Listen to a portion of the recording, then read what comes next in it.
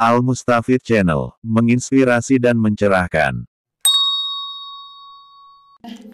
Begini Ustadz, saya ini termasuk yang terlalu besar bobotnya, jadi malah menghindari madu. Takutnya makan madu itu malah makannya tambah semangat begitu ya. Itu boleh nggak kalau mikir begitu? Satu.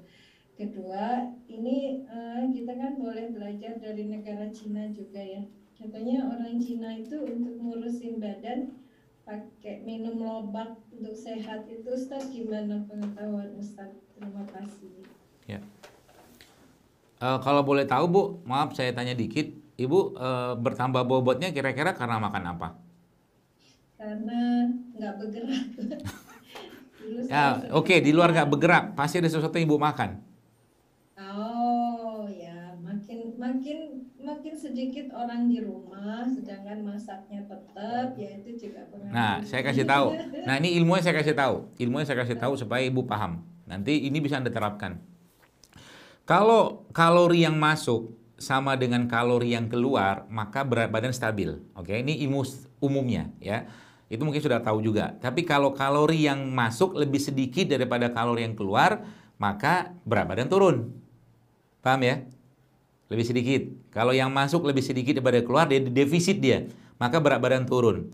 Ya, kalau kalori yang keluar, tadi kan dia masuk lebih banyak, keluarnya lebih sedikit, maka berat badan naik. Pedomannya kayak begitu saja. Nah, kalori ini dari mana sebenarnya sumbernya? Semua produk-produk yang mengandung gula. Ya, contohnya apa? Jadi sebenarnya kalau Anda Ibu yang mungkin lihat postingan saya, itu cara paling mudah ngurangi berat badan itu sebenarnya dua saja. Anda mulai kurangi, didefisitkan dengan cara apa? Ngurangi makan nasi putih, ngurangi makan tepung, dan mengurangi makan gula pasir. Kalau saya bisa menebak, tiga hal ini pasti masih Anda makan, kan gitu. Karena memang sumbernya dari situ, ya. Nggak mungkin itu, mungkin Ibu lupa atau tidak, karena sebagian besar sumber dari situ. Jadi jangan langsung salahkan madu gitu kan. Nanti kalau saya makan madu, berat badan naik lah, nanti nafsu makan bertambah lah. Sedangkan ya memang bukan masalah di madunya sebenarnya.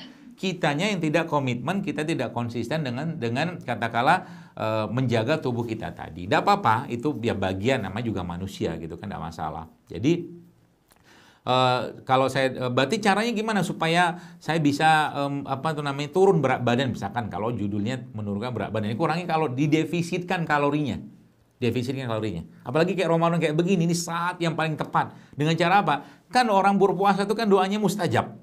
Mudah dikabulkan oleh Allah Subhanahu wa taala. Sehingga nanti Ibu misalkan berbuka itu makan itu ya bener-bener kita sebut itu nutrient dense gitu kan, makanan yang bernilai gizi tinggi. Contoh mungkin pernah saya sebutkan bagaimana kurma itu disebutkan sebuah riwayat Nabi itu makan kurma dengan butter. Jadi Nabi itu makan kurmanya dengan butter grass fed ya. Lemak dari sapi yang hidupnya itu bukan hidup di kandang tapi dia hidup bebas, yaitu lemak grass fed. Itu banyak bahkan ya, kalau mau cari bisa tuh ya, butter grass fed nanti makan sama kurma. Lemaknya dapat, karbonnya dapat, ya, seratnya dapat. Masya Allah. Tambah minum. Habis itu ngapain? Ya cukupnya saja, mereka dibuatkan sayur-sayuran gitu kan. Lalu berdoa, ya Allah cukupkan makanan ini untuk aku bisa beraktivitas hari ini, bisa berpuasa, bisa beramal macam-macam. Lalu pasti Allah akan kabulkan, tenang aja. Ya. Dan jadikan makanan sedikit nih ya Allah bisa menguatkan tubuhku. Jadi akhirnya tanpa sadar Ibu terdefisitkan sendiri kalorinya. Apalagi kayak bulan Ramadan. Ya, bulan Ramadan jangan samakan dengan bulan yang lain. Makan juga sama 3 kali sehari. Sahur makan, buka makan, habis tarawih makan. Sama aja. Pasti surplus dia. Ya, makanya dikurangi. Terus sebenarnya kita ini butuh komitmen. Saya katakan tadi ya.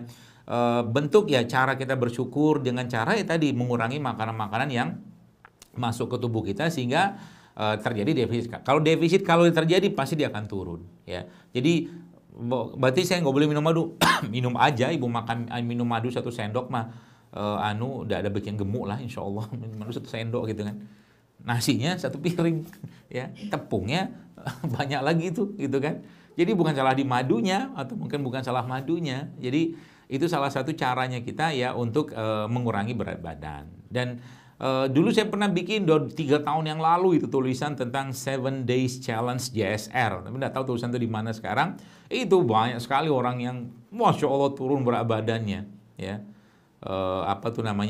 Dengan sangat spektakuler gitu kan. Tapi hari setelah turun bingung sendiri mau diapain gitu kan. Nah, di sini kita perlu ilmu lagi. Jadi sebenarnya berat badan tuh kalau mau diturunkan silakan, tapi kita harus juga jaga maintain supaya dia tidak hanya berat badan turun, tapi massa ototnya juga bertambah dengan cara apa? Olahraga. Susah nggak? Susah. Hidup sehat tuh susah. Olahraga tuh susah. Ya. Tapi kalau nggak dipaksa, ini sampai kapan kita mau kayak begini-begini terus? Seperti halnya sering saya sampaikan itu kan kayak sholat malam, sholat tahajud itu kan susah.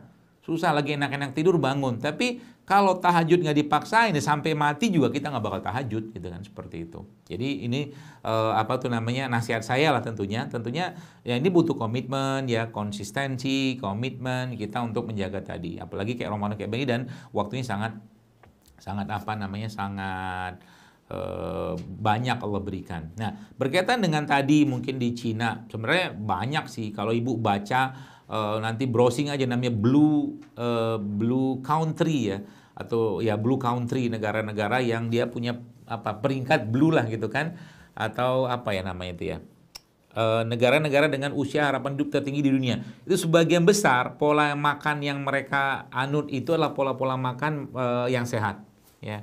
Ada Korea Selatan ya, termasuk juga di beberapa daerah di Amerika itu ada, dan itu berbasiskan pada sebenarnya konsep-konsep bahan pangan yang dijelaskan dalam Al-Quran, termasuk dalam surat Abasa ya, biji-bijian ya, kacang-kacangan salah satunya itu. Dan mereka banyak mengkonsumsi makanan-makanan fermentasi ya, probiotik juga salah satu itu. Jadi kalau pakai lobak doang, misalkan dia oke lah pakai lobak misalkan, atau sehingga saya tidak lobak gitu kan. Tapi kalau pola makan yang lain tidak diperbaiki, sama juga bohong. Kita tahu bahwa aktivitas ya orang-orang mungkin di daerah Cina ya, mungkin Hong Kong, Singapura itu kan banyak sekali ya. Dalam artian mereka jalan kaki mereka kan bahkan Masya Allah bisa sampai 12.000 langkah satu hari gitu kan. Nah, jadi itu terbakar semua, dan yang mereka makan, coba lihat, Anda lihat Kak, adakah warung warung atau warteg gitu kan? Di Cina kan nggak ada warteg, emang nggak ada warteg ya.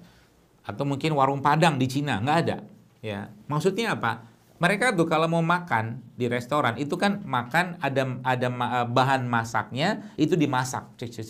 Jadi apa? Yang didapatkan tuh makanan-makanan yang masih mengandung bahan-bahan nutrisi tinggi yang tidak teroksidasi.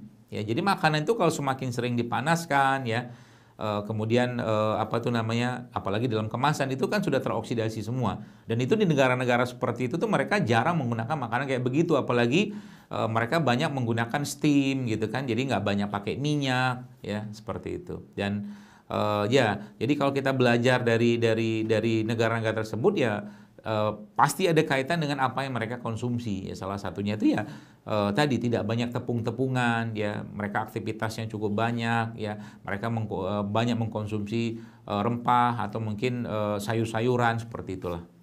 Demikian Bu, wallahu a'lam bishawab. Ya, terima kasih banyak Joseph.